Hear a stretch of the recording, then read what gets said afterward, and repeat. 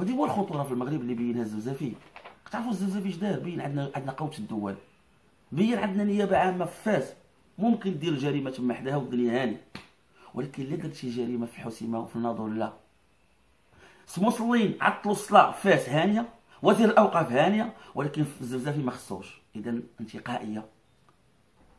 انتقائيه وغياب المساواة، علم أن القاعدة القانونية البديهية التجريد والعمومية والمساواة، والملك تيقول المغاربة عندي سواسية.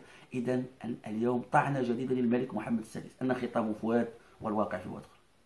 المغاربة ما كاينش سواسية يا ملك البلاد، بغيتوا تضربونا تكرسوا علينا تغبقوا علينا ديروا، لكن الحق باين الشمس.